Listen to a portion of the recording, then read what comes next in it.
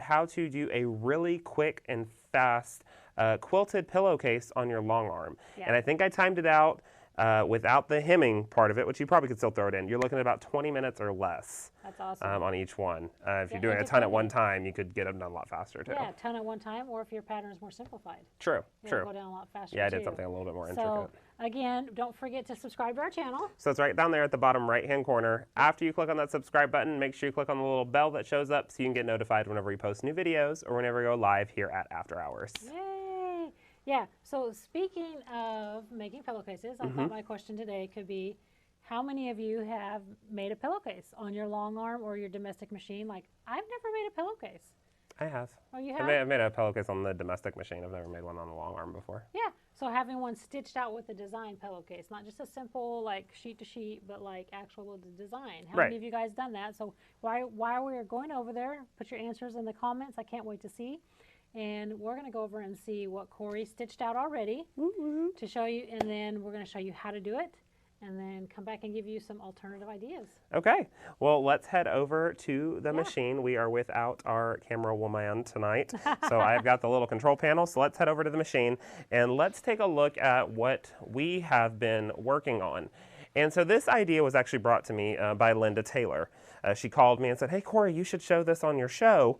Let's take a look at it." And so I FaceTimed with her, and it ended up being a really cool idea. So I wanted to show that off to y'all.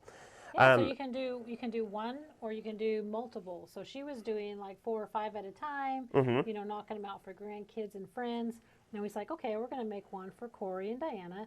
Super fun. We used her snowman pattern. So Corey, you basically just used her placemat pattern and we just adapted it, right? Correct, yeah. So we went online and we looked at what was the normal size for a standard pillow. Now each pillow is a little bit different, so you definitely want to take that into account. But I have this going at 20 by 26. Now if you're doing king size pillows, you definitely want to have that into account, like I said. But I took her placemat pattern, and we saw this a couple of weeks ago. Yeah. running out of what day is what. But I took her snowman placemat pattern and I divided out the excess lines on the outside.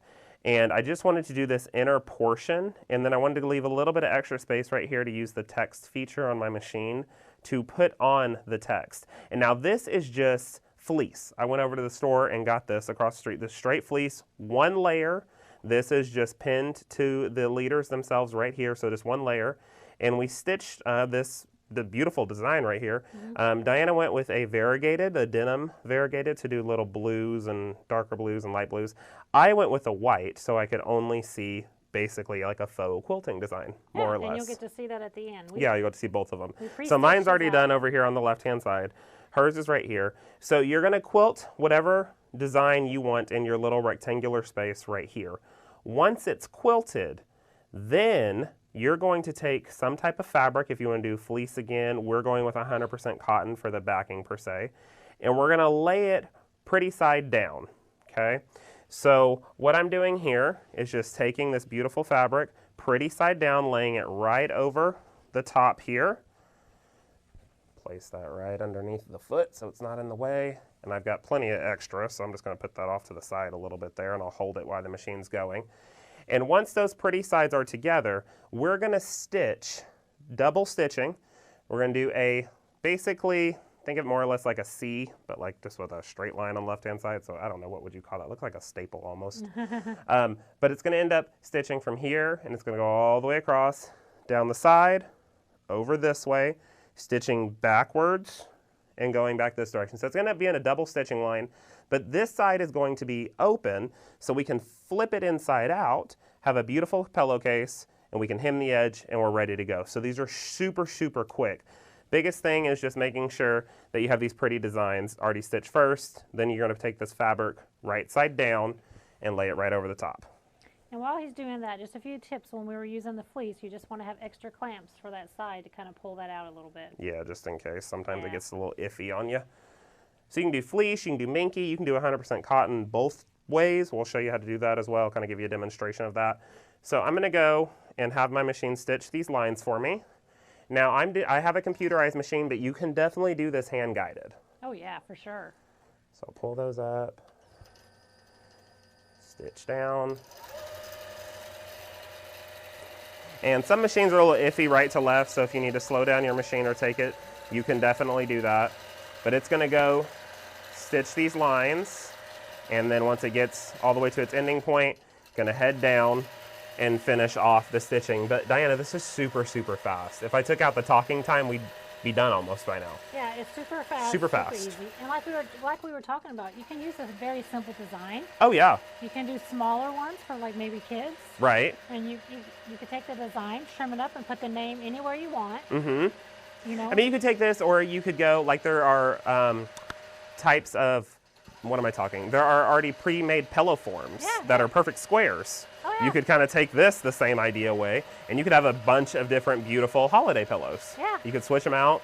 This is not just for Christmas. You could do fleece with red, white, and blue thread. Have patriotic. You can do pink and red to do Valentine's Day. You can do deck green. out my living room. Yeah, on your own you can deck out your living room. I'm not doing that. I'll deck out my living room. But no, these have brought me so many ideas. I mean, with the pillow forms. Yeah. Then all we do this, pick out our fabric. Oh, Corey, these are really good ideas. Yeah, they're good ideas for you to do. Y'all know exactly what she's thinking. She's like, this is a great idea. You can do it for me. I have some fabric I need to match That's up. going to be a negative ghostwriter. No. Alrighty, so done with that. Come over, pull up my threads, really quick and easy. Trim these off, and then I'm going to head back over to our main table over there, and Diana's going to take these apart for me. And then we can kind of show you what's going on. So while she's taking those apart, I'm going to head back over here. We're just moving all over the place today. And I wanted to give you an idea of what it would possibly look like if you didn't happen to have fleece around and you just wanted to do some 100% cotton fabric because you've got that in a stash. We all have a fabric stash. It's a thing. It's okay to admit it. No judgment zone here, but we all have that fabric stash. So what I did here to give you an idea was you would have to make some type of quilt sandwich for that first section. So when we were first starting out, we had that fleece, and that's all that was there, and we quilted on that. With cotton fabric, it's just going to be a little too thin to do that. Your tension just won't be right. So you have to make that exact sandwich that we're so used to making. So you could take some really cost-effective muslin and have that as the backing. Do a nice thin batting. I did 100% cotton batting. It's a nice batting to have. And then I did a top, so pretty side up. And then we would think of that as just our one little fleece section, per se, quote unquote. Let's go with that. And with that, we would quilt out our really pretty design, whatever we want to have on that, would lay just like so. Then we would take another piece of fabric and place that pretty side down, and then stitch our little staple line with that one extra opening. And that opening allows us to flip this pillowcase inside out. And when Diana brings them back over here, she's almost done taking them apart. When she brings those over here, you'll see how easy it is to flip those inside out. And then all we have to do is run over to the domestic machine and put a little hem around it just to hide those interesting edges. Because you know those little fabrics, sometimes they like to fray a little bit when you have that cut. So we can hem it by flipping, and I'll show you what I mean by that. And I think she's almost done. Diana, how's it going?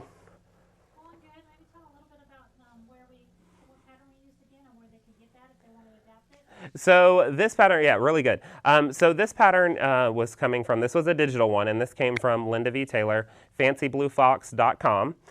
So this was one of her placemats. So this was the Snowman Placemat.